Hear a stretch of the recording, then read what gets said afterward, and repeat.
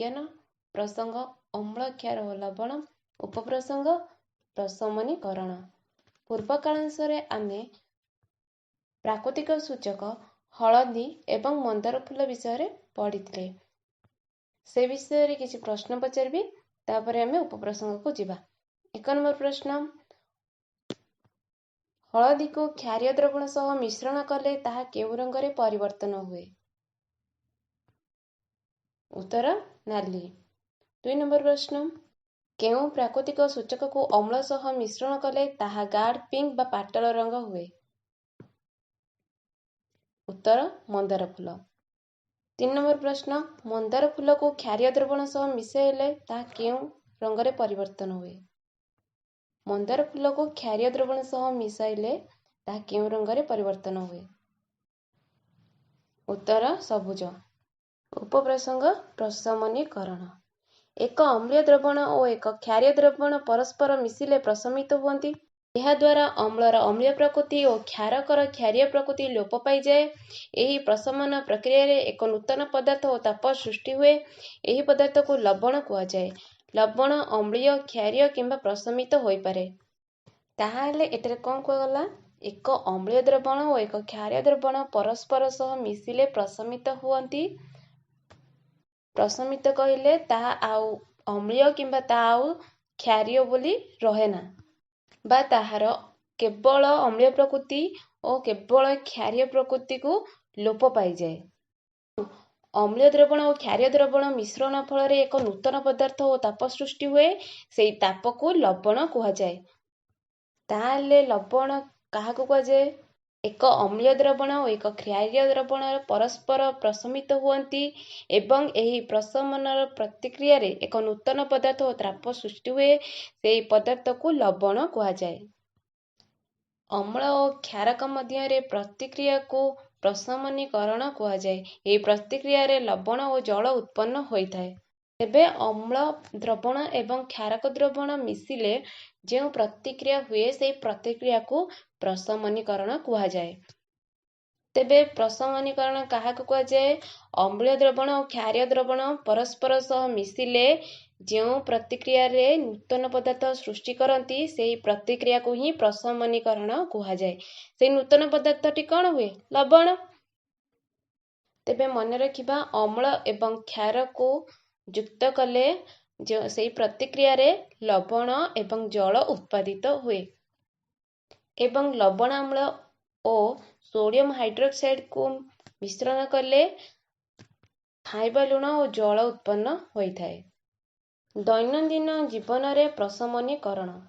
ଆମ ପାକସ୍ଥଳୀରେ ଥିବା ଲବଣ ଅମ୍ଳ ଖାଦ୍ୟ ହଜମରେ ସହାୟକ ହୁଏ। ଏହି ଅମ୍ଳ ଅଧିକ ମାତ୍ରାରେ କ୍ଷରିତ ହେଲେ ଖାଦ୍ୟ ବଦହଜମ ହୋଇ ବହୁତ କଷ୍ଟଦାୟକ ହୁଏ। ପ୍ରତି ଅମ୍ଳ ବଟିକା ଖାଇ ଏହାକୁ ପ୍ରଶମିତ କରାଯାଏ। ତେବେ ଆମ ଶରୀର ମଧ୍ୟରେ ମଧ୍ୟ ଅମ୍ଳ ଅଛି। ତେବେ ଆମ ଶରୀରରେ କେଉଁ ଅମ୍ଳ ଅଛି? ଲବଣ ଅମ୍ଳ। ଏହି ଲବଣ ଅମ୍ଳ ପାକସ୍ଥଳୀରେ ଅଛି ଏବଂ ତାହା ଆମର ଖାଦ୍ୟକୁ ହଜମ କରିବାରେ ସହାୟକ ହୁଏ। ଲବଣ ଅମ୍ଳ ବା ହାଇଡ୍ରୋକ୍ଲୋରିକ୍ ଏସିଡ୍। କିନ୍ତୁ ଏହି ଅମ୍ଳ ଯଦି ଅଧିକ ମାତ୍ରାରେ କ୍ଷରିତ ହୁଏ, ତେବେ ଆମର ଖାଦ୍ୟ ବଦହଜମ ହୋଇ ବହୁତ କଷ୍ଟଦାୟକ ହୁଏ। ତେଣୁ ଆମ ଶରୀର ମଧ୍ୟରେ ଅମ୍ଳ ଅଛି ଏବଂ ଆମେ ଯଦି ଆମର ଖାଇବା ଅନୁସାରେ ବା ଆମ ଶରୀର ଯେତିକି ଅମ୍ଳ ଚାହୁଁଛି ତାଠାରୁ ଅଧିକା ଅମ୍ଳୀୟ ଜିନିଷକୁ ଖାଦ୍ୟ ରୂପେ ବ୍ୟବହାର କରିଦିଏ, ତେବେ ତାହା ଆମ ପାକସ୍ଥଳୀକୁ ଯାଇ ବଦହଜମ ହୁଏ।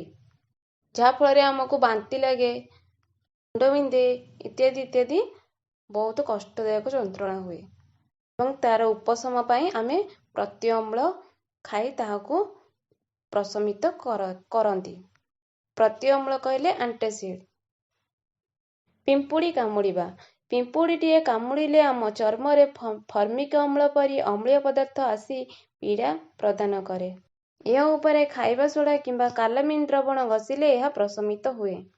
ଆମେ ପୂର୍ବ କାଳାଂଶରେ ପଢ଼ିଥିଲେ ପିମ୍ପୁଡ଼ିଠାରେ କେଉଁ ଅମ୍ଳ ଅଛି? ଫର୍ମିକ ଅମ୍ଳ। ତେବେ ଯଦି ଆମକୁ ପିମ୍ପୁଡ଼ି କାମୁଡ଼େ, ଆମେ ଯଦି ତା ଉପରେ ଖାଇବା ସୋଡ଼ା କିମ୍ବା କାଲାମିନ୍ ଦ୍ରବଣ ଘଷିବା, ତେବେ ତାହା ପ୍ରଶମିତ ହୁଏ। ସେହି କଷ୍ଟ ଏବଂ ପୀଡ଼ା ଆମକୁ ଆଉ ହୁଏ ନାହିଁ। କାରଣ ଅମ୍ଳୀୟ ଦ୍ରବଣରେ କ୍ଷାରୀୟ ଦ୍ରବଣ ମିଶ୍ରଣ ହେଲେ ସେ ତାର ନିଜସ୍ୱ ପ୍ରକୃତିକୁ ହରାଇ ବସେ ଏବଂ ଆମକୁ କଷ୍ଟରୁ ମୁକ୍ତି ମିଳେ। ଶିଳ୍ପ ଆବର୍ଜନା। ଦୁଃଖିତ, ଶିଳ୍ପ ଆବର୍ଜନା। ଶିଳ୍ପ ଆବର୍ଜନା ଜଳରେ ମିଶିଲେ ଏଥିରେ ଥିବା ଅମ୍ଳ ଜଳକୁ ପ୍ରଦୂଷିତ କରେ। ମାଛ ଓ ଅନ୍ୟ ଜୀବଙ୍କ ପାଇଁ ଏହା କ୍ଷତିକାରକ। ଏଣୁ ପ୍ରଥମେ ପ୍ରୟୋଗ କରି କାରଖାନାରୁ ନିର୍ଗତ ଜଳକୁ ପ୍ରଶମିତ କରାଯାଏ। ତେବେ ଶିଳ୍ପ ବା କାରଖାନାରୁ ଯେଉଁ ଜଳ ନିର୍ଗତ ହୁଏ ସେଗୁଡ଼ିକ ଅମ୍ଳଯୁକ୍ତ। ଏହି ଜଳକୁ ଯଦି ଆମେ କୌଣସି ନଦୀ କିମ୍ବା ସମୁଦ୍ର କି କୌଣସି ପୋଖରୀ ଗାଡ଼ିଆକୁ ଛାଡ଼ି ଦିଆଯାଏ ତାହା ମାଛ ଓ ଅନ୍ୟ ଜୀବଙ୍କ ପାଇଁ କ୍ଷତିକାରକ। ତେଣୁ ପ୍ରଥମେ ସେଥିରେ କ୍ଷାରକ ପ୍ରୟୋଗ କରି ତାହାକୁ ପ୍ରଶମିତ କରାଯାଏ ଏବଂ ତାପରେ ତାହାକୁ ଛଡ଼ାଯାଏ। ତେବେ ଆଜି ଏହି ପ୍ରସଙ୍ଗଟି ଶେଷ ହୋଇଛି। ସମସ୍ତ ଶିଶୁ ଭାଇ ଭଉଣୀ ନିଜର ବିଜ୍ଞାନ ଖାତାରେ ଏହି ବିଷୟ ଅନୁଶୀଳନୀ ବା ଅଭ୍ୟାସଟିକୁ ଲେଖିବେ। ଗୃହପାଠ। ନମ୍ବର ପ୍ରଶ୍ନ, ଲବଣ କିପରି ସୃଷ୍ଟି ହୁଏ?